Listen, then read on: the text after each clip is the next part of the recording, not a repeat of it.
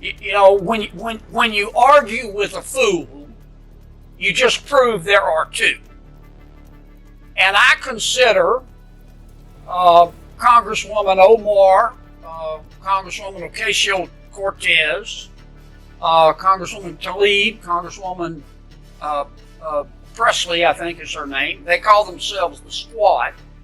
I consider them to be fools. What do you think of the new leadership, Jasmine, AOC, and Bernie?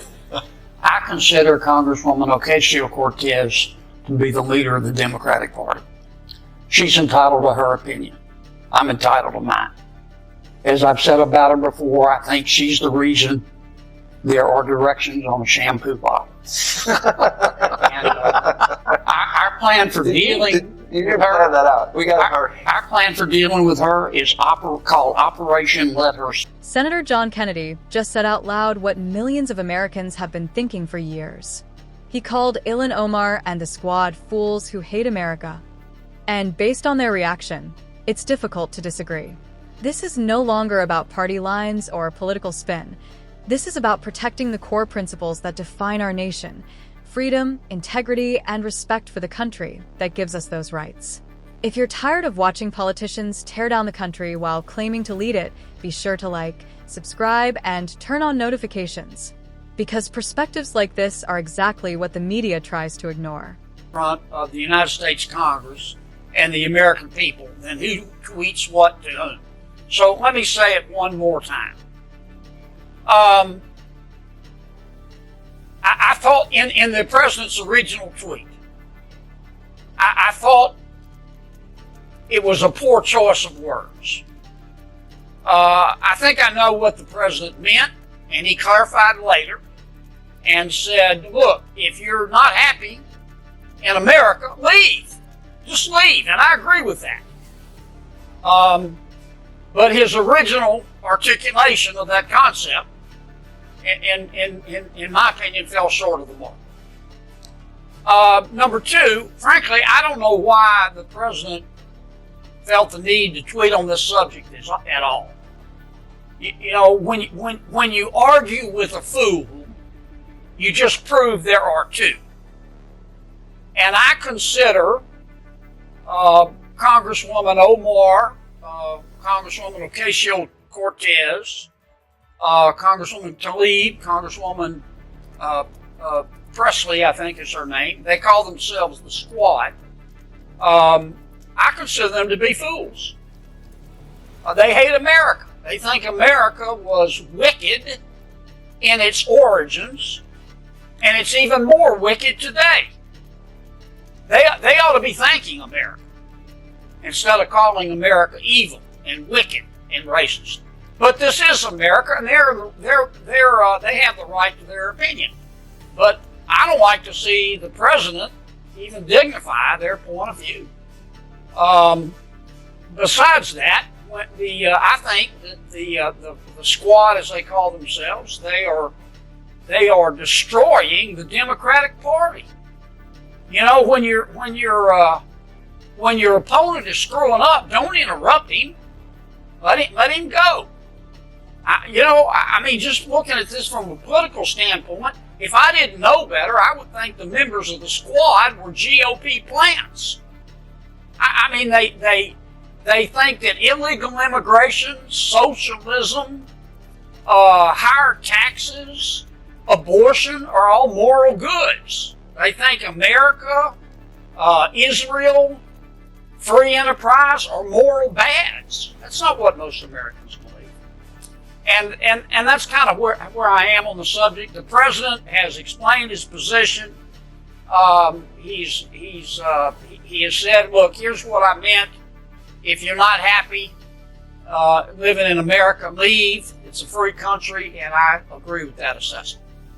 If I am not on this committee for one term, my voice will get louder and stronger, and my leadership will be celebrated around the world as it has been.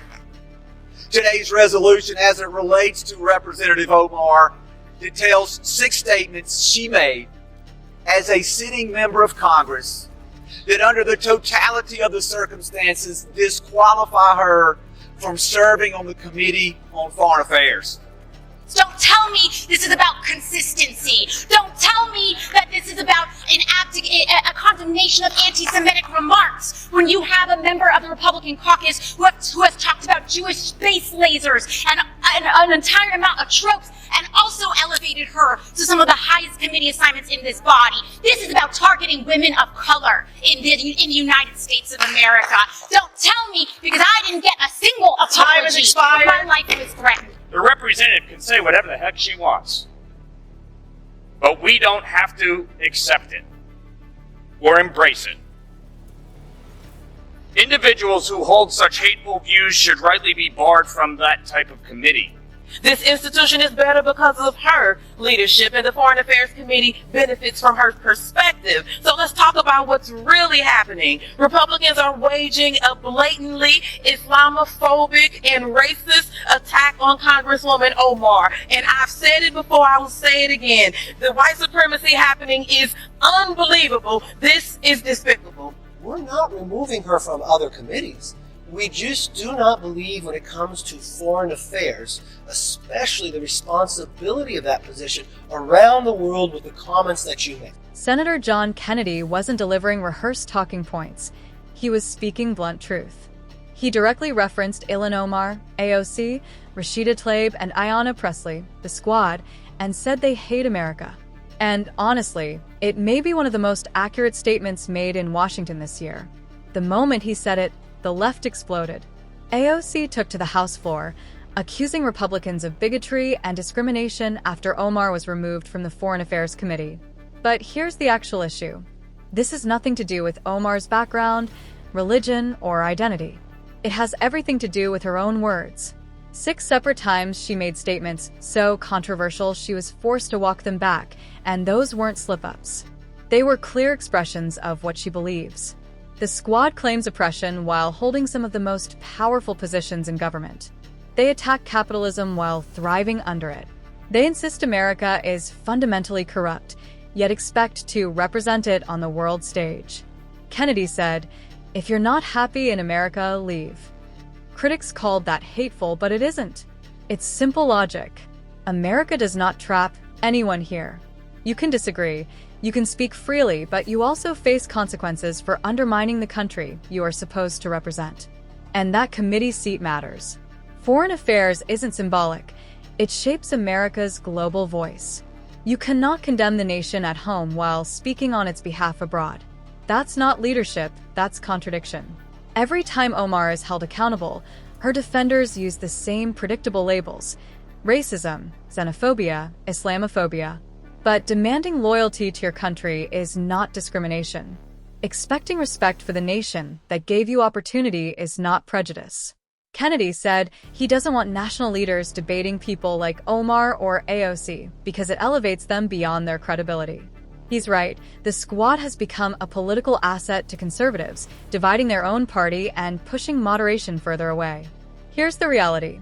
If your public message is built around tearing down America, siding with anti-American narratives, and driving division instead of unity, you shouldn't be the one representing this nation internationally. Removing Omar wasn't punishment. It was course correction. Congress sent the message. Standards still exist. Kennedy's point was straightforward. Freedom of speech does not eliminate accountability. You can criticize your country and still love it. But if you openly resent it, why represent it? Removing Ilhan Omar didn't silence her. It protected America's integrity. And at a time when our nation is challenged externally and internally, real leadership means standing up for the country, not condemning it.